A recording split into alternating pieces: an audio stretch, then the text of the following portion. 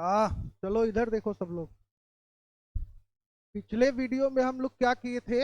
हम लोग इतिहास सामान्य ज्ञान स्टार्ट किए थे, यानी हिस्ट्री जीके आपका शुरू हुआ था। और हिस्ट्री जीके में बहुत सारा वीडियो अभी तक जो पढ़ा दिया गया है उसका वीडियो आपके यूट्यूब चैनल पे है।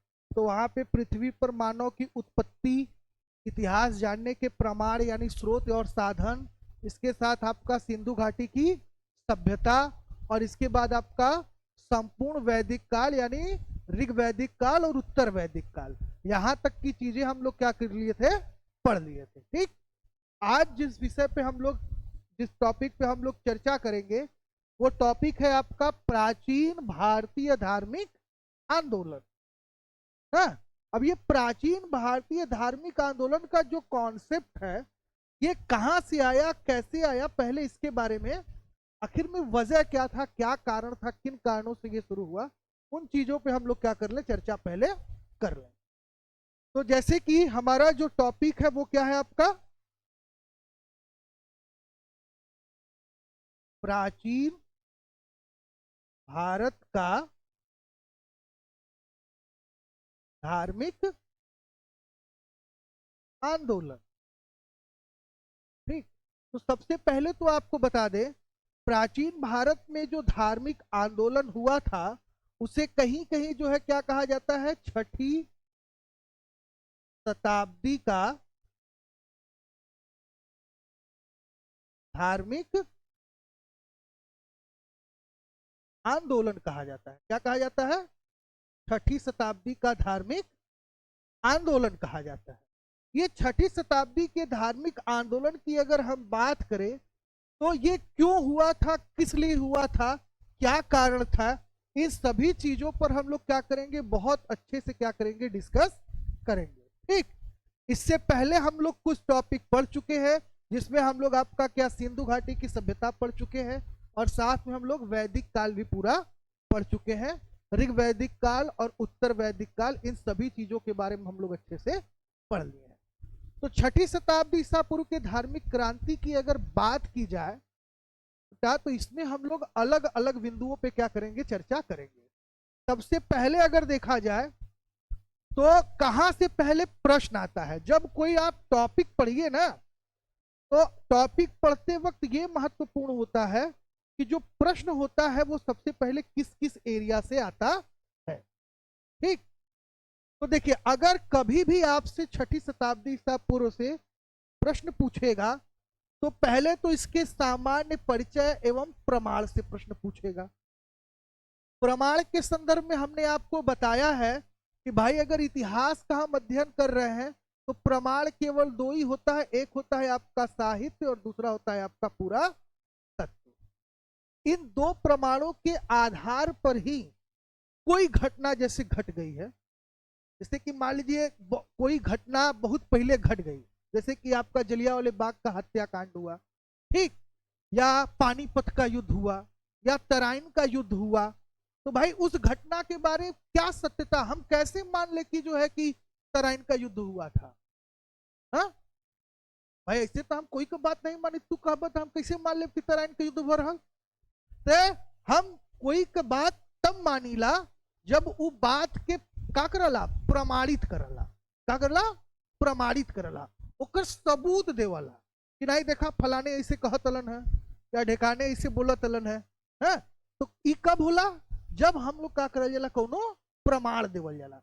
ते इतिहास में जौन घटना घट गए रहल उन घटना के बारे में कहीं न कहीं का करल रहल, कोनो न कोनो किताब में लिखल गयल, तो वो एक तरीके से का करला, एविडेंस का काम करला। क्या काम करता है? एविडेंस अर्थात सबूत का काम करता है। और उनके द्वारा कुछ वस्तुएं हो गई, जैसे कोई मान लीजिए वस्तु है, कोई सामान है, जैसे मान लीजिए औजार है, आभूषण है, बर्तन है, उनके द्वारा बनवाया गया कोई महल या किला है, तो ये सभी चीजें जो है वो आपके आर्क्यू मटेरियल अर्थात पुरातात्विक स्रोत के अंतर्गत आता है। तो हम यहाँ पे पहले छठी शताब्दी ईसा पूर्व को प्रमाणित करने वाले प्रमाण के बारे में क्या करेंगे, डिस्कस करेंगे। ठीक। साथ ही छठी शताब्दी ईसा पूर्व में क्या कारण था कि धार्मिक आंदोलन हुआ? हा? अरे भाई ऋग्वेद था, वैदिक जीवन पे सभी जीवन चल रहा था, पितृसत्तात्मक सत्ता था, ग्रामीण जीवन था, प्राकृतिक धर्म था। आखिर क्या रीजन हुआ, क्या कारण हुआ कि एक रिलीजनल रिवैल्यूएशन हमको करना पड़ा? कोई तो वजह रहा होगा। ऐसे तो भाई कोनो चीज का आंदोलन न कर देबा। हर आंदोलन के, विद्रोह के, विरोध के कोई कारण हुई के चाहिए ना। बिना कारण का तो आप विरोध करना शुरू नहीं कर देंगे। ठीक, तो हम लोग क्या करेंगे, इसके प्रमुख कारणों पे हम लोग डिस्कस करेंगे। और उसी समय भारत में, क्योंकि आप जानते हैं कि प्राचीन भारत में केवल 3 धर्म का प्रमाण मिलता है। सबसे पहले धर्म के रूप में हमें मिलता है क्या, आपका ब्राह्मण धर्म। क्या मिलता है? ब्राह्मण धर्म। और ब्राह्मण धर्म के बाद 2 और धर्म हमको मिलते हैं, जिसको हम लोग कहते हैं क्या, जैन धर्म, और कहते हैं हम लोग उसको बौद्ध धर्म। तो आखिर क्या रीजन था कि इन 2 धर्मों की उत्पत्ति हुई? हा? मतलब ये धर्म में कौन चीज ऐसा रहल भैया, ब्राह्मण धर्म में कौन ऐसा संकट आ रहल, या कौन ऐसा चीज आ रहल कि हमें दूसरे प्रकार, यानी 2 धर्म, 2 अलग अलग धर्म का भल उद्भव भल, और एक फॉलोअर भी बहुत ज्यादा का भइलन बढ़लन। कुछ तो कारण रहल हुई ना। नहीं तो भाई अगर तू अपने घरे में खुश हुआ तो दूसरे घरे काहे जाबा? अपने घर में कष्ट होगा तभी ना दूसरे घर जाएंगे, कि नहीं? जब अपने घर में सारी सुविधाएं हैं, सारी मस्ती है, सब कुछ मजा है, तो हम दूसरे घर काहे जाएंगे? ठीक, तो यहाँ अगर सब कुछ हमको ब्राह्मण धर्म में मिलता तो हम जैन और बौद्ध धर्म की तरफ नहीं जाते।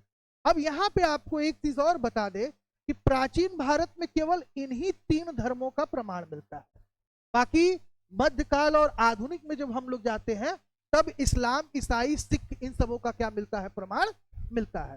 प्राचीन भारत में केवल ब्राह्मण, जैन और बौद्ध, इन्हीं 3 धर्मों के बारे में हम लोग क्या करते हैं, पढ़ते हैं। इसी के साथ साथ हम लोग आगे पढ़ेंगे भाई जैन धर्म, उसकी उत्पत्ति, उनकी शिक्षा, प्रचार और प्रसार। और उसी के बाद हम लोग पढ़ेंगे बौद्ध धर्म, उत्पत्ति, शिक्षा, प्रचार एवं प्रसार। इसी ब्राह्मण धर्म से 3 धर्मों का शाखा और निकला, जो कि हम लोग क्या करते हैं, इन धर्म के साथ पढ़ते हैं। जैसे कि आता है आपका क्या, वैष्णव धर्म। क्या आता है? वैष्णव धर्म आता है। के बाद आपका शाक्त धर्म आता है, और एक कौन सा आता है, शैव धर्म। शैव धर्म। तो इन 3 धर्मों के बारे में हम लोग पढ़ेंगे, और इन तीनों धर्मों का संबंध ब्राह्मण धर्म से ही जोड़ा जाता है। कई ऐसी पुस्तकें हैं, उन पुस्तकों के आधार पर जैन और बौद्ध को भी क्या किया जाता है, ब्राह्मण धर्म से जोड़ा जाता है। जैसे कि जब आप जैन धर्म पढ़ने जाएंगे तो पहले तीर्थंकर के रूप में हम लोग ऋषभदेव को पढ़ते हैं। किसको पढ़ते हैं? ऋषभदेव को। ऋषभदेव के बारे में कहा जाता है कि इनके बारे में वर्णन हमको ऋग्वेद से मिलता है, और ऋग्वेद में ये बताया गया है कि भैया ये जो थे कृष्ण जो थे, ठीक है, उन्हीं के क्या थे, अवतार थे, या उन्हीं के समकालीन थे ना। इसी तरीके से अगर हम लोग विष्णु के 10 अवतार की बात करें, जिसमें आपका पहला अवतार क्या है, विष्णु के 10 अवतार में पहला अवतार क्या है, मत्स्य अवतार। फिर कूर्म यानी कच्छप, कूर्म अवतार। फिर वराह अवतार। फिर वामन अवतार। फिर नरसिंह अवतार। फिर बलराम, परशुराम, राम, बुद्ध और कल्कि। ये 10 अवतार है ना। तो बुद्ध का जो है क्या किया जाता है, 10 अवतारों में भी नाम आता है। तो कहने का मतलब है कि कई सारे ऐसे साहित्यिक पुस्तकें हैं, साहित्यिक प्रमाण है, जो इसको क्या करता है, जैन और बुद्ध को भी ब्राह्मण धर्म से जोड़ने का प्रयास करता है। तो एक एक बिंदुओं पर हम लोग बहुत अच्छे से क्या करेंगे, डिस्कस करेंगे और अच्छे से समझेंगे। तो सबसे पहले हम लोग बात करेंगे इसके परिचय एवं प्रमाण पर, यानी इंट्रोडक्शन एंड एविडेंस के बारे में हम लोग बात करेंगे। किसके भाई? 6ठी शताब्दी के धार्मिक आंदोलन के संबंध में। तो चलिए पहले बिंदु को हम लोग, पहले टॉपिक को स्टार्ट करते हैं। पहला टॉपिक क्या है आपका, पहला पॉइंट है हम लोगों का भाई छठी शताब्दी के धार्मिक आंदोलन का प्रमाण, आंदोलन का प्रमाण। तो सबसे पहले बता दें कि इसके हमें दोनों प्रमाण मिलते हैं। क्या मिलते हैं, दोनों प्रमाण मिलते हैं, साहित्य भी मिलता है और इसके साथ साथ हमको क्या मिलता है, पूरा तात्विक प्रमाण भी क्या मिलता है, पूरा तात्विक प्रमाण भी मिलता है। साहित्य की अगर बात करें तो साहित्य के रूप में हमें जैन और बौद्ध साहित्य मिलते हैं। कौन कौन से साहित्य मिलते हैं बेटा, जैन साहित्य मिलता है और जैन साहित्य के साथ साथ हमको क्या मिलते हैं, आपके बौद्ध साहित्य। इन दोनों ही साहित्य से हमें छठी शताब्दी ईसा पूर्व के धार्मिक आंदोलन के बारे में जानकारी क्या है, मिलता है। ठीक, अगर हम मान लीजिए जैन धर्म के जैन साहित्य की बात करें तो जैन साहित्य को कहा जाता है क्या, आगम। क्या कहा जाता है, आगम कहा जाता है। जैन साहित्य को क्या कहा जाता है, आगम। और अगर भाषा की बात करें तो किस भाषा में लिखा गया, प्राकृत। किस भाषा में लिखा गया, ये प्राकृत भाषा में लिखा गया। जैन साहित्य अधिकतर किस भाषा में लिखे गए, प्राकृत भाषा में लिखे गए। ठीक, इसके साथ साथ आपका अगर जैन साहित्य की बात करें तो इसको 12 अंग क्या कहा जाता है, 12 अंग, 12 उपांग और इसके बाद 10 छंद और 8 प्रकीर्ण में क्या किया गया है, डिवाइड किया गया है। ठीक, साथ ही कुछ ऐसे किताब है जैसे आता है आपका कल्प सूत्र। क्या नाम है आपका, कल्प सूत्र है। इसके अलावा आपका आता है भगवती सूत्र, भगवती सूत्र। और इसके साथ साथ आता है आपका क्या, परिशिष्ट पर्वन। क्या आता है, परिशिष्ट पर्वन। ठीक, परिशिष्ट पर्वन की जो रचना है वो किसने किया था, हेमचंद्र ने। किसने किया था, हेमचंद्र। हेमचंद्र नाम का एक राइटर, एक जो है विद्वान थे, उन्होंने क्या किया था, परिशिष्ट पर्वन को लिखा था। तो कहने का मतलब मेरे ये है कि ये सभी साहित्य जो है हमें छठी शताब्दी यानी आपके सेंचुरी के रिलीजनल रिवैल्यूएशन को क्या करते हैं, एक एविडेंस के रूप में काम करते हैं और उसके बारे में हमको क्या करते हैं, बताते हैं। इसी के साथ अगर बौद्ध साहित्य की बात करें तो इन्हीं बौद्ध साहित्य को कहा जाता है आपका, क्या कहा जाता है, त्रिपिटक। क्या कहा जाता है, बौद्ध साहित्यों को क्या कहा जाता है, त्रिपिटक कहा जाता है। और इसको कहा किसने, तो हमने आपको बताया था एक व्यक्ति थे जिनका नाम क्या था, रिज डेविस। रिज डेविस नाम के एक इतिहासकार थे जिन्होंने बौद्ध साहित्यों को क्या कहा था, त्रिपिटक कहा था। इसी में आपका सुक्त पिटक, विनय पिटक और अभिधम पिटक आता है। ठीक, और इसी के अंतर्गत निकाय और जातक कथाएं आती हैं। साथ में अश्वघोष के बुद्ध चरित्र, दिव्यावदान, ठीक है, और दीपवंश और महावंश, इन सभी साहित्यों से हमें क्या मिलता है, छठी शताब्दी ईसा पूर्व के शांति के बारे में क्या मिलता है, जानकारी मिलता है। हम जो आपको पहले स्रोत पढ़ाए हैं, इतिहास जानने के स्रोत, उसमें इन साहित्यों के बारे में यानी जैन साहित्य और बौद्ध साहित्य के बारे में बहुत अच्छे से बताए।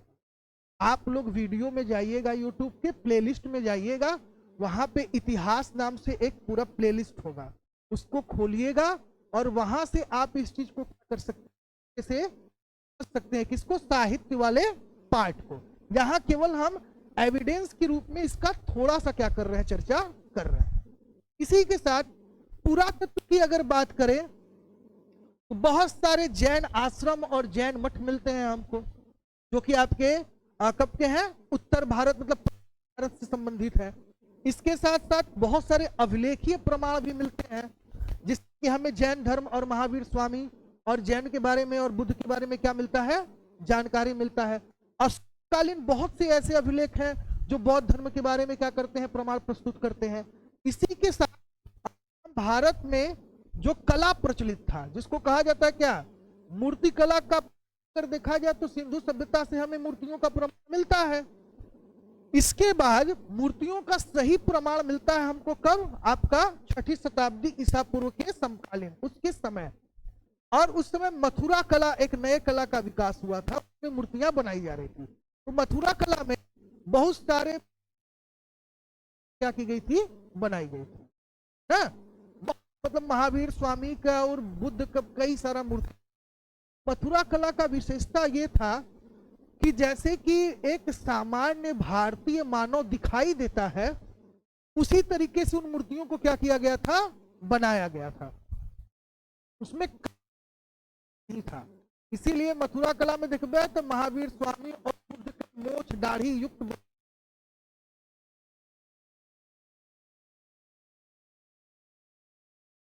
मिलता है। रूप में अगर देखा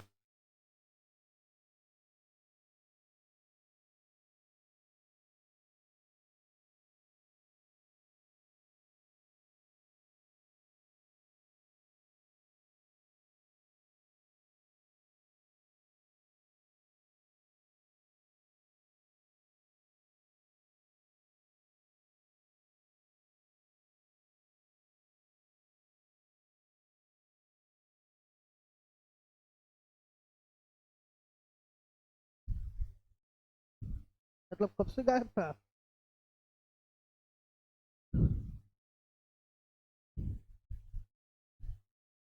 तो अगर प्रमाण की बात किया जाए तो प्रमाण में कुल आपका क्या है, साहित्य और पुरातत्व दोनों प्रमाण क्या है, आपको मिलता है। अब हम लोग इसके कारण के बारे में बात करेंगे कि आखिर कारण क्या था, किन कारण से 6ठी शताब्दी यानी किन कारणों से यह धार्मिक आंदोलन हुआ था। तो टॉपिक नंबर जो बी है हमारा, वो है आपका 6ठी शताब्दी के धार्मिक आंदोलन के प्रमुख कारण।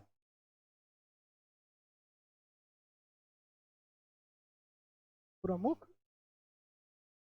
कारण, तो अगर कारण की बात करें तो इसके कई सारे कारण थे। सबसे पहला जो कारण था वो था आपका राजनैतिक कारण। क्या था, राजनैतिक कारण। दूसरा जो था वो था आपका क्या, सामाजिक कारण। और तीसरा जो था वो था आपका क्या भाई, धार्मिक कारण। तीन इसके मुख्य कारण थे। अगर 6ठी शताब्दी के क्रांति की बात करें तो इसके तीन प्रमुख कारण थे। कारण क्या था, जब उत्तर वैदिक काल चल रहा था। कौन सा काल, आपका उत्तर वैदिक काल। तो उत्तर वैदिक काल में कर्मकांड और यज्ञों का बहुत क्या हुआ, वृद्धि हुआ। और क्योंकि कर्म व्यवस्था, मतलब एक तरीके से देखा जाए तो वर्ण व्यवस्था समाप्त हो गया था, जो कि कर्मों के आधार पर था ऋग वैदिक में। वही आपके उत्तर वैदिक काल में क्या हो गया था, जाति में बदल गया था। यानी जे जौने वर्ग में पैदा हो वो ही वर्ग का हो जाए। ठीक है, जैसे कि अगर क्षत्रिय का परिभाषा क्या होता था, योद्धा होता था। तो अगर ओकरे कुल में खे डरपोक भी पैदा हो गल तो वो क्षत्रिय मनाई। जैसे ब्राह्मण का पर्याय क्या था, ज्ञानी जो होता था, जो लोगों को शिक्षा प्रदान करता था ना, ज्ञान प्रदान करता था। उमने कि मूर्ख लड़का भी पैदा हो गल तू का कही, ब्राह्मण। तो जाति व्यवस्था आ गया था। अब जाति व्यवस्था आने से क्या था, ब्राह्मण लोगों पर अपना अधिकार करने लगे थे, अपना वर्चस्व दिखाने लगे थे। और ये इतिहास गवाह है, ये ऐसा होता है। तोरे घरे में परिवार के एक सिंपल से उदाहरण देते ही, आपके घर में जो थोड़ा पैसा वैसा ठीक कमाता होगा, ठीक है, और इसके बाद जो थोड़ा आपके घर में ज्यादा पढ़ा लिखा होगा और क्या होगा, बड़ा होगा, तो उसकी लोग ज्यादा सुनते होंगे और वो जबरदस्ती आपके आपके घर, सारे घर के मेंबर पे क्या करता होगा, रोब झाड़ता होगा। भाई घरे में जो पैसा कमात ह, तनी पढ़ल लिखल ह और घर का काम धाम जो चलावत ह, यानी घरे का जो मालिक है, तो वो घर के हर सदस्य पर अपन विचार, अपन अधिकार, अपन अथुआ का कर सकला, थोप सकला। तो ऐसे ही का भल कि समाज का सबसे छोटा इकाई का होला परिवार। परिवार से ही पूरे व्यवस्था को समझिए, ठीक। तो उस समय क्या हुआ कि समाज में एक वर्ग ऐसा हो गया था जो अपने आप को बड़ा मानता था, ठीक। उसके पास यज्ञ और हवन से क्या होता था, पैसे आ जाते थे, और राजा भी उनके अधीन रहता था कि भाई गुरुजी जो कहेंगे वही हम काम करेंगे, पुरोहित जो कहेगा वही राजा काम करेगा। तो पुरोहितों का, ब्राह्मणों का इतना वर्चस्व हो गया लोगों पर कि वो लगे मनमानी ढंग से जो है उन पर क्या करने, शासन चलाने, ठीक। बहुत सारे अंधविश्वास और कर्मकांडों का चलन हो गया। एक उदाहरण आपको देते हैं, ओम प्रकाश एक राइटर है, उनका एक किताब है प्राचीन भारतीय समाज, सामाजिक और आर्थिक जीवन। उसमें उन्होंने ये बताया कि उत्तर वैदिक काल में मतलब अंधविश्वास और कर्मकांड इतना ज्यादा बढ़ गया था कि ब्राह्मण ये नियम लगा दिए थे कि अगर कोई शूद्र यानी कोई गरीब वर्ग कोई अपराध करता है तो अपराध से मुक्ति पाने के लिए उसे ब्राह्मणों को 10 गाय दान में देना होगा। और यही पाप या कोई अपराध अगर वैश्य करता है तो उसको 5 गाय देना होगा। किसको? ब्राह्मण को। और अगर कोई क्षत्रिय पाप करता है या अपराध करता है, कोई गलत काम करता है, तो उसको दंड के रूप में ब्राह्मण को 2 गाय देना होगा। लेकिन अगर ब्राह्मण पाप अपराध करता है तो उसको कुछ देना नहीं होगा। समझ गए? तो ये सब क्या था, ये नियम बनाया गया था। और उसी काल को हम लोग इतिहास में, उत्तर वैदिक काल के बाद के काल को इतिहास में हम लोग सूत्र काल के रूप में पढ़ते हैं। किस काल में? सूत्र काल। सूत्र काल के रूप में पढ़ते हैं। और इसी सूत्र काल में कहा जाता है कि आपके महाकाव्य, वेदांग और पुराण, इन सबों की क्या हुई? उपनिषदों, स्मृतियों की रचनाएं हुई। ठीक। जैसे कि ऋग्वैदिक कालीन अगर साहित्य की बात करें तो ऋग्वेद हो गया, और बाद के जो 3 वेद बजे, यजुर्वेद, सामवेद और अथर्ववेद, कब के हो गए? उत्तर वैदिक काल के हो गए। इसके बाद जितनी भी साहित्य आए, ठीक है, ब्राह्मण, आरण्यक, उपनिषद, पुराण, स्मृति, महाकाव्य, वेदांग, ठीक, वो सब क्या है? किसमें आए? आपका सूत्र काल के अंतर्गत आए। जैसे पीछे है, बताओ वेदांगों की संख्या कितनी है? कुल वेदांगों की संख्या कितनी है? 6। कौन कौन सा? बगल में बताओ। इधर आगे, इधर से कोई भक्त इधर से हाथ ऊपर करे। 6 वेदांगों का नाम कौन बताएगा? शिक्षा, कल्प, निरुक्ति, छंद, व्याकरण, ज्योतिष, यही ना है? इसको रटे रहिए, पढ़े रहिए, तभी तो सूत्र काल में क्या हुआ कि और कर्मकांड और अंधविश्वास फैल गए। उत्तर वैदिक काल में जो रहल तो रहल, सूत्र काल आवत आवत एकदम बने उपद्रव हो गया, एकदम मार उपद्रव, मतलब अंड का बंड व्यवस्था लागू हुए लगल समाज में। और अथर्ववेद का जो प्रभाव, जो अथर्ववेद में जादू टोना कर्मकांड, अंधविश्वास, इन सब चीज का जो वर्णन है, ओकरे बारे में कहल जाला कि सूत्र काल में ओकर बहुत ज्यादा प्रभाव हो गल। ठीक है। अब सूत्र काल में का बोल कि पूरी पब्लिक एकदम त्रस्त हो गल। देखिए कहल जाला नहीं, एकदम पूरा जो उस समय का सामाजिक वर्ग रहल, खास तौर से उस सब लोग का भल एकदम त्रस्त हो गल। और वही समय 2 विचारकन का जो है, 2 विचार लोगन के सामने आल। एक महावीर स्वामी विचार लेकर आए और दूसरा महात्मा बुद्ध एक अपना विचार लेके आए। और उन विचारों से लोग काफी प्रभावित हुए, और प्रभावित होने के बाद लोग ब्राह्मण धर्म का त्याग कर कर इन 2 धर्मों में तेजी से जुड़ने लगे कि नहीं। अब जैसे कि भाई तोरे घरे में कोई तुके बहुत लगे, परेशान करे, मारे, लतियावे, कूटे, तो घर छोड़ के भगवा नहीं करबा? तो वहां भगवा जवन घर वाले तुके बचेंगे। जौन घर वाले तो के बचैहन वहां वो घरे तू दौड़ के का करबा, भगबा। अगर पापा मरिहन तो मम्मी बचावली तो मम्मी के लगे भगबा। और कहीं मम्मी मर कही है वो मरिहन तो पापा बचावलन तो केकरे यहाँ भगबा, पापा के यहाँ भगबा। तो यही था, ऐसे ही व्यवस्था था।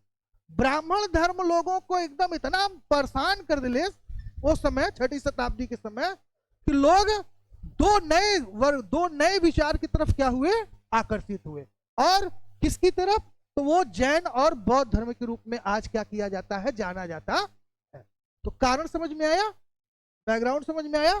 तो ये सारी चीजें जो है आपका, जैसे राजनीतिक कारण की बात करें तो राजनीतिक कारण में क्या था भाई, जो प्रमुख होता था वो कौन होता था, राजा होता था। और राजा किसके दिशा निर्देश पर चलता था, कह रहा भैया, पुरोहित।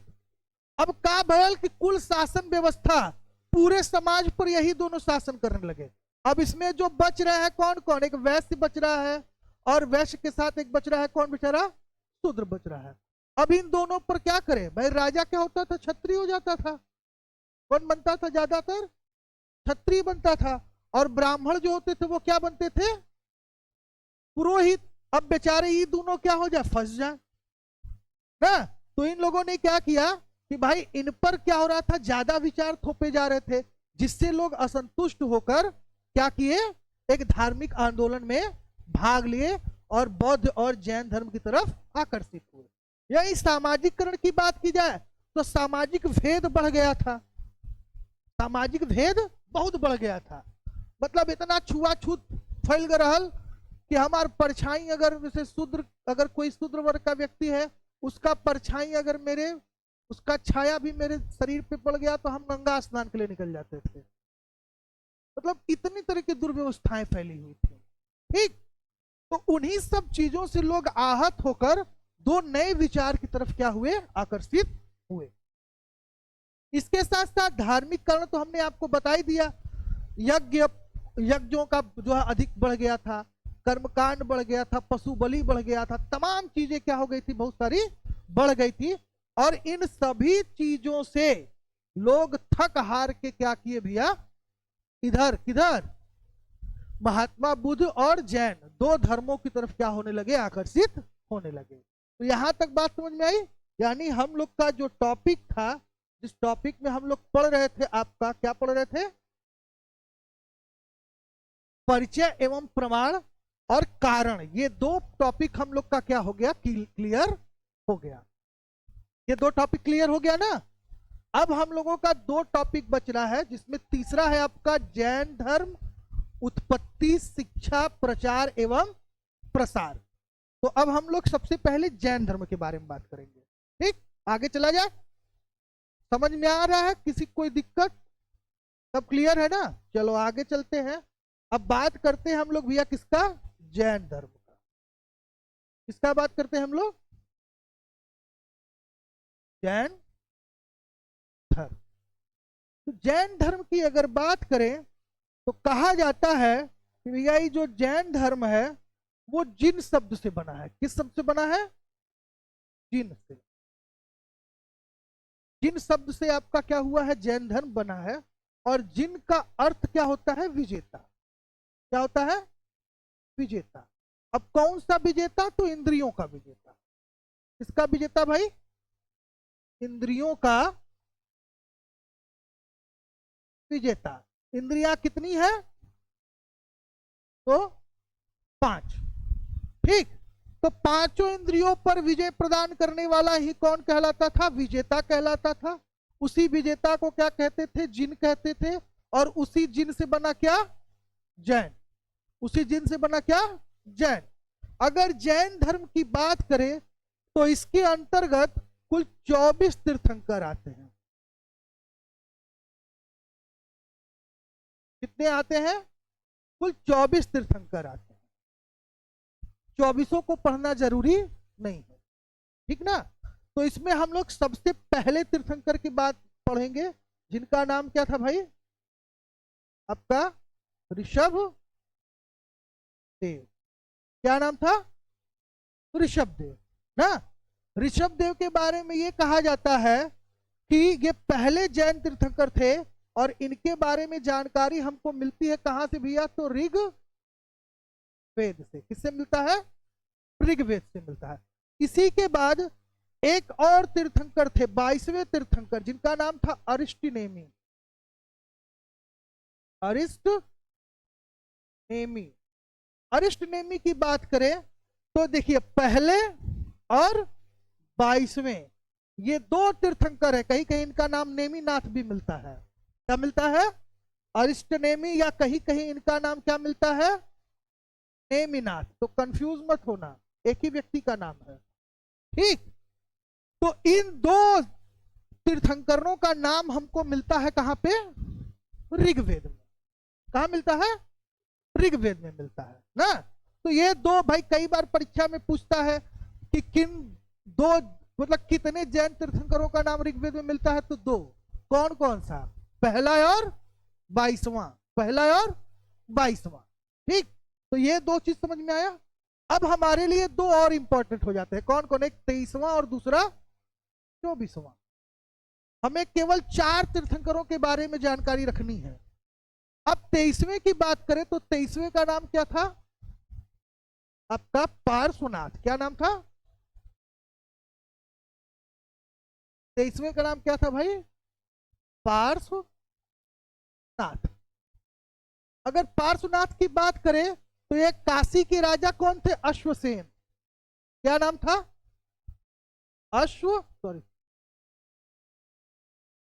काशी के राजा थे। कहां के राजा? काशी।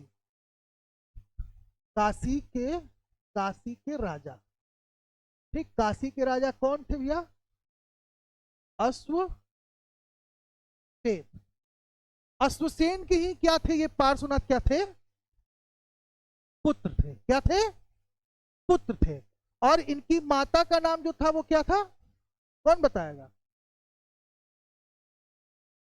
माता का नाम जो था, उनका नाम था वामा देवी। क्या नाम था? वामा देवी।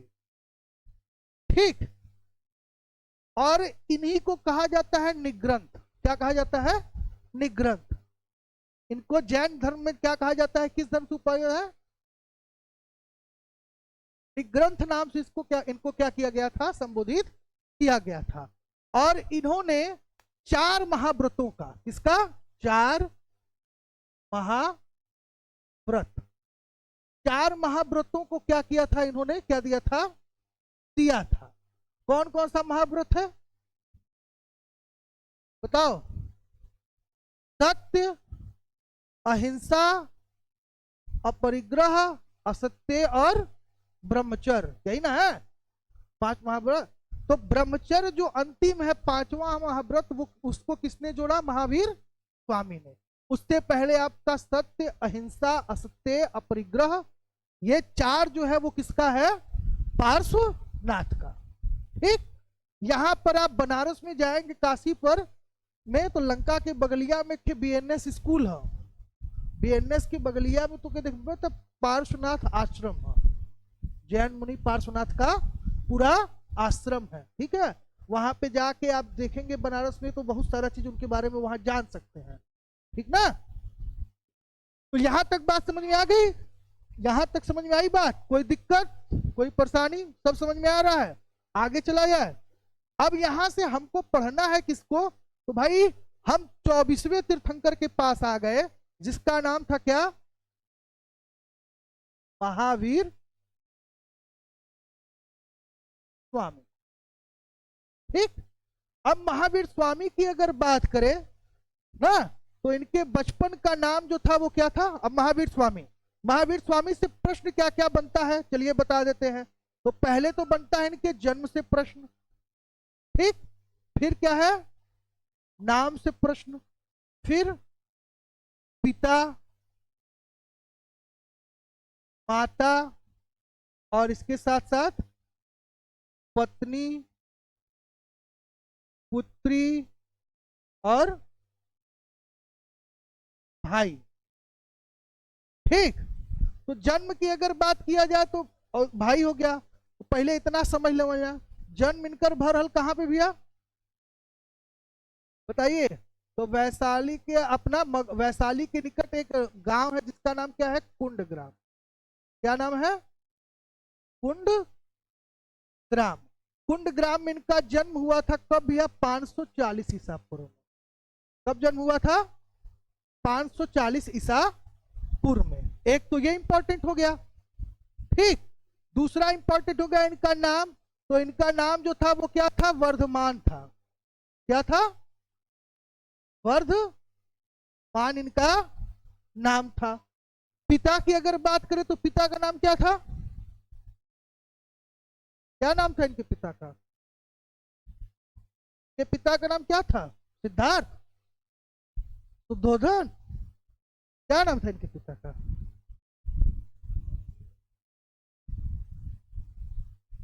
अरे, इनके पिता का नाम क्या था?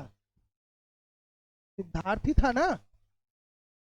और माता का नाम त्रिशला था, यही था ना, ठीक। और पत्नी का नाम जो था वो क्या था? हाँ, यशोधरा। यशोधरा की यशोदा? हाँ, यशोधरा, ठीक। और पुत्री का नाम जो था वो प्रियदर्शना नाम था, अड़ोज्या। क्या नाम था? इसको क्या कहा जाता है? अड़ोज्या। प्रियदर्शना या अड़ोज्या। कुछ याद नहीं है, लगम मारे। खाली मैथ पढ़ के सोचो तो पास हो जाए ना, कुल बुद्धि हरी कर दे पट से। प्रियदर्शना या अड़ोज्या। और प्रियदर्शना का विवाह हुआ था किससे? जमाली से। किससे हुआ था? जमाली से। और इनके भाई का नाम क्या था? नंदीवर्धन। क्या नाम था? नंदी वर्मन, ठीक। तो ये क्या था? इनके पूरे जन्म से संबंधित चीजें थी। किसके? आपके महावीर स्वामी के। महावीर स्वामी का जन्म जो हुआ था वो कहाँ हुआ था? कुंडग्राम में हुआ था। कब? 540 में। बचपन का नाम वर्धमान, पिता का नाम सिद्धार्थ, माता का नाम त्रिशला, पत्नी का नाम यशोधरा, पुत्री प्रियदर्शना या अड़ोज्या। और उसका विवाह हुआ किससे? जमाली से। और भाई इनका कौन था? नंदी वर्मन। तो इतना इनके बारे में जानकारी हो गया, समझ में आ गया। अब क्या हुआ? 30-35 वर्ष की अवस्था में ये अपने भाई नंदी वर्मन से आज्ञा लेकर क्या किए? संन्यास ले लिए, ठीक है। अपना नदी में स्नान स्नान कर कर क्या किए? संन्यास ले लिए। और संन्यास लेने के बाद ये क्या करने लगे? तपस्या करने लगे। और तपस्या करने के बाद एक ग्राम है जिसका नाम है जिम्भिक ग्राम। क्या नाम है? जिम्भिक ग्राम में ऋजुपालिका नदी थी। कौन सी नदी थी? ऋजुपालिका नदी। और ऋजुपालिका नदी के पास एक साल वृक्ष का पेड़ था ना। और उसी साल वृक्ष के नीचे ये क्या कर रहे थे? अपना तपस्या कर रहे थे। और उसी समय इनको क्या हुआ? ज्ञान की प्राप्ति हुई। क्या हुआ? ज्ञान का प्राप्ति हुआ। अगर महावीर स्वामी के प्रतीक की बात करें तो सिंह जो होता है वो इनका क्या था? प्रतीक था। क्या था? सिंह जो है इनका प्रतीक था। और पार्श्वनाथ का प्रतीक क्या था? सांप था। क्या था? सांप था, ठीक है, समझ में आ गया ना। तो कहने का मतलब क्या है? महावीर स्वामी का जो प्रतीक था, सिंह जो था वो क्या था? प्रतीक था। अब यहां तक बात समझ में आई कि उनको अगर ज्ञान की बात किया जाए, जैसे गृह त्याग, यहां पे हम लिख देते हैं इंपॉर्टेंट चीज। गृह त्याग की बात करें तो किस वर्ष में? 30 वर्ष, ठीक। और उसके बाद ज्ञान की बात करें तो कहां पे हुआ था भैया? तो रिजु पालिका नदी। और वृक्ष जो था वो क्या था? ताल वृक्ष। ताल वृक्ष के नीचे इनको क्या हुआ था? ज्ञान की प्राप्ति हुई थी।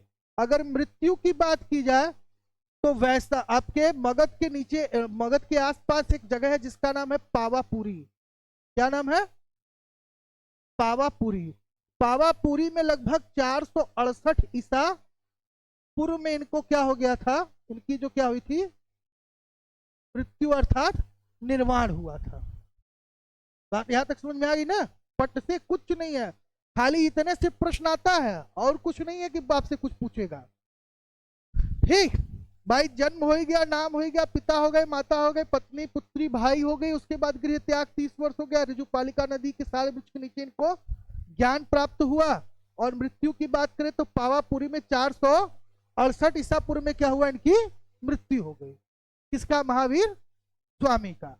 अब पूछा जाता है आगे महावीर स्वामी की शिक्षाएं, क्या पूछता है आपका? महावीर स्वामी की शिक्षाएं। तो शिक्षाओं में सबसे पहले आता है क्या? त्रिरत्न। क्या आता है? त्रिरत्न। कौन कौन सा त्रिरत्न है? तो सम्यक श्रद्धा, सम्यक आजीव और सम्यक चरित्र। फिर क्या है? सम्यक ज्ञान है, सॉरी, यही ना है? सम्यक श्रद्धा, सम्यक आजीव और सम्यक ज्ञान, ये तीन इसके क्या है? इनके त्रिरत्न है। सम्यक का मतलब होता है सत्य। क्या होता है? सत्य। सम्यक का मतलब क्या होता है? सत्य। तो सम्यक श्रद्धा यानी सत्य के प्रति श्रद्धा रखो, सत्य पर आधारित जीवन क्या करो? जीवन निर्वाह करो, और सत्य का क्या करो? ज्ञान प्राप्त करो ना। तो ये इनके क्या थे? त्रिरत्न थे। और उनके 5 महाव्रत थे। कितने थे? 5 महाव्रत। 5 महाव्रत की बात करें तो आपको पता ही है क्या क्या है? सत्य है, अहिंसा है, और अपरिग्रह है। फिर क्या है? असत्य है, और लास्ट में क्या था आपका? ब्रह्मचर्य है। इसी को महावीर स्वामी ने क्या किया था? बढ़ाया था। बाकी ये शुरू के जो 4 हैं ये किसके थे? आपके पार्श्वनाथ के थे। किसके थे? पार्श्वनाथ के। तो शिक्षाओं में त्रिरत्न है भाई, और त्रिरत्न के बाद क्या है? 5 महाव्रत है। ठीक, तो पहले हम लोग उनके जन्म, उनके बारे में समझे, बायोग्राफी के बारे में थोड़ा सा जाने। अभी हम लोग उनकी शिक्षाओं के बारे में क्या के लिए पढ़ लिए। ठीक, ये वीडियो देखिए, यहां पर केवल समझिए, नोट करना रहे तो वीडियो आपको फेसबुक, व्हाट्सएप पे, उस पे, यूट्यूब पे मिल जाएगा। जो पढ़ा चैनल है आपका उस पे मिल जाएगा, उस पे से देख के और बढ़िया से बना लीजिए। क्योंकि अभी तो हम टेस्ट नहीं ले रहे हैं ना, जैसे ही 3-4 टॉपिक और बचे हम पूरा एंशिएंट का टेस्ट लेंगे। ठीक है, तब आप कहिएगा कि हम नहीं पढ़े तो हम बताएंगे। दोनों फैसिलिटी आपके पास है, आप ऑफलाइन भी पढ़िए, उसके बाद ऑनलाइन भी है आपके पास, यूट्यूब से भी पढ़िए। तो ये क्या हो गया? इनका जो है महावीर स्वामी की शिक्षाएं हो गई। ठीक है, यहां तक बात समझ में आई। अब बात कर लेते हैं हम लोग जैन धर्म का विभाजन। क्या कर लेते हैं हम लोग? जैन धर्म का विभाजन। चलो निखिल बताओ, कितने कितने भागों में विभाजित किया गया है? हाँ, विभाजन 2। कौन कौन सा?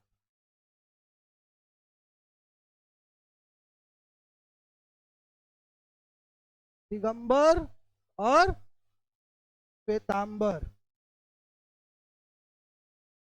दिगंबर और श्वेतांबर। ठीक है, अब दिगंबर संप्रदाय की अगर बात करें तो भाई इसका संरक्षक कौन था? आपको पता है? बताओ जी। दिगंबर का नेतृत्व किसने किया था? भद्रबाहु ने। भद्रबाहु। और इसका जो था किसने किया था? तो स्थूल भद्र या स्थूल बाहु। ठीक है, माना जाता है कि महावीर की मृत्यु के बाद क्या हुआ कि मगध में बड़ा भीषण अकाल पड़ा।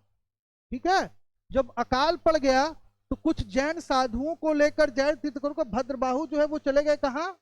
दक्षिण भारत। कहाँ चले गए? दक्षिण। कई बार परीक्षा में ये भी पूछता है कि दक्षिण का जैन किसको कहा जाता है, दिगंबर को कि श्वेतांबर को? तो आप क्या कहेंगे? दिगंबर को। किसको कहा जाता है? दिगंबर को ही क्या कहा जाता है? दक्षिणी जैन कहा जाता है। ठीक, और आपका उत्तर का अगर देखा जाए तो उत्तर वालों को क्या कहा जाता है? श्वेतांबर कहा जाता है, स्थूलभद्र। ये लोग श्वेत वस्त्र धारण करते थे। और दिगंबर का मतलब होता है दिशाएं ही जिसका वस्त्र हो उसे क्या कहते हैं? दिगंबर। यानी वो क्या करता था? नग्न रहते थे। ठीक है, तो इस तरीके से जो है दो भागों में क्या हुआ? विभाजित हुआ। एक जो है कौन था? भद्रबाहु, और दूसरे कौन थे? स्थूलबाहु। अब जैन संगतियों की बात कर लेते हैं। जैन धर्म में कितनी संगतियां हुई?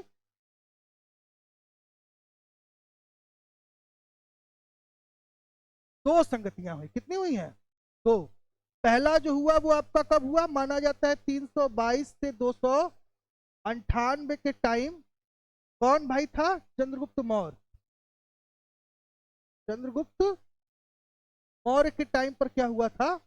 हुआ था। और इसकी अध्यक्षता किसने की थी? तो स्थूलभद्र ने किया। किसने किया था?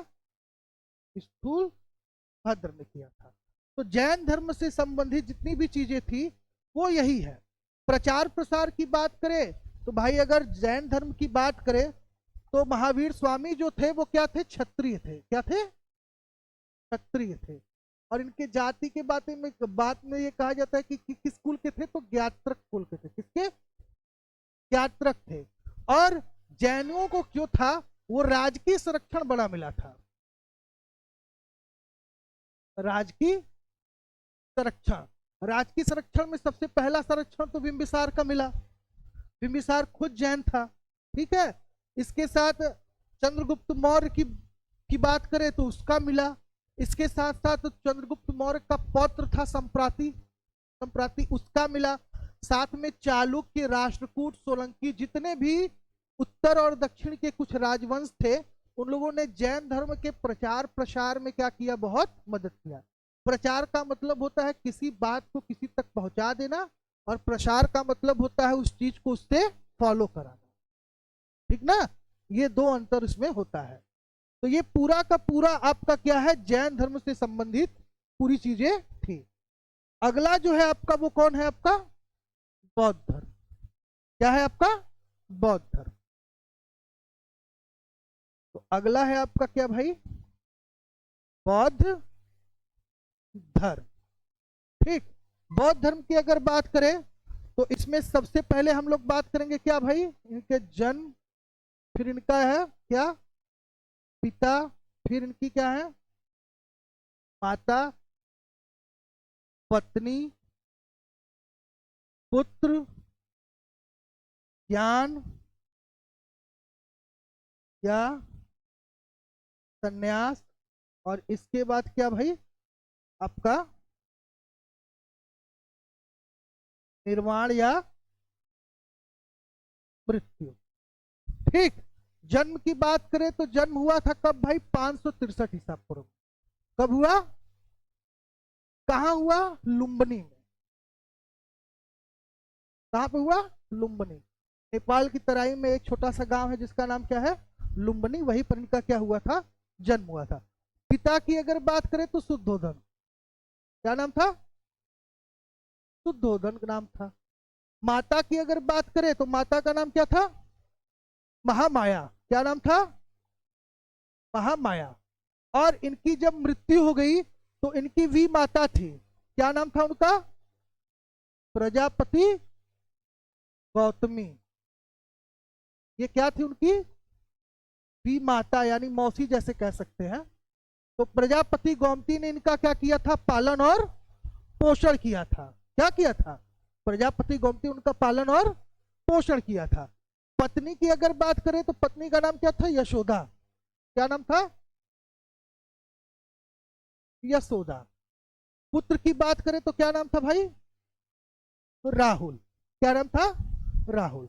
अब ज्ञान और गृह त्याग की बात करें तो इन्होंने कुछ समय बाद, लगभग ये भी 30-35 वर्ष की अवस्था में क्या किए? घर को छोड़ दिए और ज्ञान प्राप्त करने के लिए निकल लिए ना। तो इस घटना को बौद्ध धर्म में कहा जाता है महानिभिष्क्रमण। क्या कहा जाता है? महानिभिष्क्रमण। क्या कहा जाता है? महानिभिष्क्रमण कहा जाता है। बुद्ध के गृह त्याग की घटना को क्या कहते हैं? महानिभिष्क्रमण कहते हैं। और इनके अगर बात किया जाए तो बोध गया में ना, बोध गया में पीपल वृक्ष के नीचे बुद्ध पूर्णिमा के दिन को क्या हुआ था? ज्ञान प्राप्त हुआ था। कहा जाता है कि सुजाता नाम की एक स्त्री थी, उसके खीर खाने के उपरांत इनको क्या हुआ था, ज्ञान का प्राप्ति हुआ था ना, ऐसा जो है वक्तव्य मिलता है। निर्वाण और मृत्यु की बात करें तो कब हुआ था भैया, 483 ईसा पूर्व में इनका क्या हुआ था, निर्वाण या मृत्यु हुआ था। तो ये सभी जो है, ये सभी घटनाएं क्या थी, बौद्ध धर्म से रिलेटेड थी। जब इनको ज्ञान की प्राप्ति हुई तो उसी घटना, उसी से इनको क्या कहा जाता है, तथागत कहा जाता है। क्या कहा जाता है, तथागत कहा जाता है। ये सब जो है उनसे बौद्ध धर्म से रिलेटेड है, और यहां से अक्सर क्या करता है, प्रश्न बनता है। ठीक, महात्मा बुद्ध ने अगर बात किया जाए तो महात्मा बुद्ध का प्रथम गुरु जो था कौन था, अलार कलाम। कौन था, अलार कलाम से ही इनका सबसे पहली बार क्या हुआ था, मुलाकात हुआ था। इसके बाद इन्होंने अपने 5 साथियों को लेकर क्या किए, व्रत पर निकले। ठीक, फिर कई दिन कठोर तपस्या किए। एक दिन अपना जो है टूट गया, भूख लगा, किस तरीके से खाने होने लगे। तो इनके 5 साथियों को ये बड़ा खराब लगा, सोचे कि भाई महात्मा बुद्ध तो राजा के लड़के हैं। ठीक, तो ऐसा है कि इनका मन पूजा पाठ में नहीं लग रहा है, इनको हम लोग छोड़ दिया जाए। तो बुद्ध वहां से अपना, वो लोग 5 साथी इनके छोड़ के चले आए। फिर वहां पे वो गए अपना, वहां पे जब ज्ञान प्राप्त हुआ तो 2 कुंडी और कुछ करके 2 ऐसे उनको शिष्य थे, जिन्होंने उनको सारनाथ में, ऋषि पत्तनम जिसको कहा जाता है, सारनाथ में इन्होंने सबसे पहला क्या किया था, अपना उपदेश दिया था। ठीक, कौन, और बौद्ध धर्म की अगर बात किया तो गौतम बुद्ध अपने जीवन का सबसे ज्यादा समय कहां बिताते थे, कौशाम्बी कुशीनगर।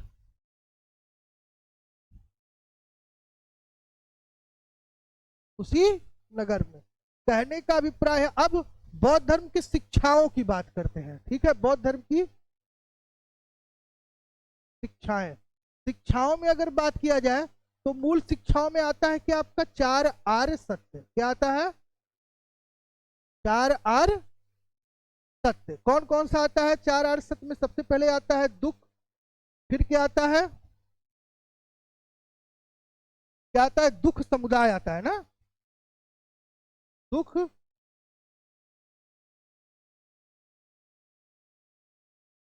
4 आर्य सत्य हम यहां लिख दे रहे हैं। सबसे पहले आता है आपका क्या, दुख है, फिर क्या है आपका दुख समुदाय आता है, फिर आता है आपका क्या, दुख निरोध आता है, और फिर क्या आता है आपका, दुख निरोध मार्ग। क्या आता है, निरोध मार्ग। और इसी के अंतर्गत आता है आपका क्या, अष्टांगिक मार्ग, इसमें आपका क्या क्या आता है, सम्यक दर्शन, सम्यक चरित, सम्यक आजीव, सम्यक व्यायाम, सम्यक स्मृति, सम्यक समाधि, ये सब अष्टांगिक मार्ग आते हैं। साथ ही जो है 10 शील सिद्धांत भी आते हैं। क्या आते हैं, 10 शील सिद्धांत आते हैं। ठीक, और अगर संप्रदायों की बात करें तो ये 2 संप्रदायों में विभाजित था, हीनयान और महायान। बौद्ध धर्म की कुल कितनी संगतियां हुई थी, 4। प्रथम हुआ कब, 483 ईसा पूर्व में। द्वितीय कब हुआ, 383 ईसा पूर्व में। तीसरा कब हुआ, 251 ईसा पूर्व में। और चौथा कब हुआ, प्रथम शताब्दी में। पहला किसके शासनकाल में हुआ, आजाद शत्रु। किसके शासनकाल में, आजाद शत्रु। कहां पे हुआ, राजगृह में। ठीक है, और अध्यक्षता किसने किया था, महाकश्यप। किसने किया था, महाकश्यप ने। अंतिम कहां हुआ था, कनिष्क के समय हुआ था ना, कहां हुआ था, कुंडलवन में ना, कुंडलवन में हुआ था अंतिम ना। और किसके समय हुआ था, किसके समय, तो कनिष्क के समय हुआ था। किसके, कनिष्क के समय। उसी समय जो है बौद्ध धर्म 2 संप्रदाय, हीनयान और महायान में क्या हुआ, विभाजित हो गया। तो इस तरीके से पूरे के पूरे धार्मिक आंदोलन का क्या हुआ, स्ट्रक्चर है। इसी के बाद मतलब इसी के अंतर्गत हम लोग वैष्णव, शैव और शाक्त धर्म को भी क्या करते हैं, पढ़ते हैं ना। क्योंकि वैष्णव धर्म के अंतर्गत जो भगवत धर्म है, भगवत धर्म पहला ऐसा धर्म है जिन्होंने ब्राह्मणों के कर्मकांड और अंधविश्वास का खंडन किया। श्रीमद् भगवत गीता में उन्होंने कर्म के सिद्धांत को प्रतिपादित किया और तमाम तरह के ब्राह्मणों के आडंबरों का क्या किया, खंडन किया। उसी तरीके उसमें क्या किया जाता है, पंचायतन पूजा, पंचरात्रि पूजा फेमस है। उसका जो प्रमुख देवता है, जो भगवत धन वैष्णव धर्म है, वो कौन है, कृष्ण है। राम और कृष्ण की उपासना होती है जिसको विष्णु से जोड़ा जाता है। कृष्ण का सबसे पहला नाम कहाँ मिलता है, छांदोग्य उपनिषद में। किसमें मिलता है, छांदोग्य उपनिषद में सबसे पहले कृष्ण का नाम मिलता है। ठीक, इसके बाद शैव धर्म की बात करें तो शैव धर्म का प्रमाण हमको सिंधु घाटी सभ्यता से ही मिलने लगता है। इंडस वैली सिविलाइजेशन में हड़प्पा नामक स्थल से पशुपति की मुहरें मिली और इसके साथ छोटे छोटे शिवलिंग के मनके मिले, जिसे जॉन मार्शल ने शिवलिंग से जोड़ने का प्रयास, भगवान शिव से जोड़ने का प्रयास किया। इसके साथ साथ बाद में अगर देखा जाए तो शैव के मतलब शिव को वैदिक काल में रुद्र के रूप में क्या किया जाता था, पूजा जाता था। ठीक, इसके अलावा अगर देखा जाए तो शैव धर्म के 4 संप्रदायों का वर्णन है। कौन कौन सा, लिंगायत संप्रदाय, पहले है पाशुपत संप्रदाय, फिर लिंगायत संप्रदाय, कपालिक संप्रदाय और कालामुख संप्रदाय ना। अगर जैन धर्म, अभी मैं आपको जब मध्य भारत पढ़ाऊंगा तो मैं वहां पे जब भारतीय आंदोलन पढ़ाऊंगा आपको, भारतीय धार्मिक आंदोलन, तो वहां पे बड़ा अच्छे से बताऊंगा, वैष्णव और शैव और शाक्त धर्म के बारे में अच्छे से बताऊंगा। ठीक है, अभी फिलहाल के लिए एक इंट्रो जान लीजिए। अगर शैव धर्म की बात करें तो शैव धर्म की स्थापना किसने किया था, लकुलिस ने। किसने किया था, लकुलिस ने। कई बार प्रश्न पूछता है परीक्षा में कि शैव धर्मावलंबियों को दक्षिण भारत में क्या कहा जाता था, तो नैनार कहा जाता था। क्या कहा जाता था, नैनार। और वैष्णव धर्म के लोगों को दक्षिण में क्या कहा जाता था, तो अलवर या अलवार कहा जाता था। क्या कहा जाता था, अलवर संत या अलवार कहा जाता था। इसी के अंतर्गत रामानुज, चैतन्य महाप्रभु, बल्लभाचार्य और रामानंद, इन सब चीजों को हम लोग क्या करेंगे, बाद में पढ़ेंगे। शाक्त धर्म में देवी उपासना या शक्ति उपासना का वर्णन किया गया है। ठीक, तो कहने का मतलब है कि आज का जो आपका टॉपिक था, जो 6वीं शताब्दी ईसा पूर्व धार्मिक क्रांति है, वो पूरा का पूरा आपका क्या हो गया, क्लियर हो गया। इसको वीडियो को आप अच्छे से देख लीजिएगा, एक बार समझ लीजिएगा, नई चीजें समझ में आएंगी फिर क्लास में पूछ लीजिएगा। ठीक, चलिए।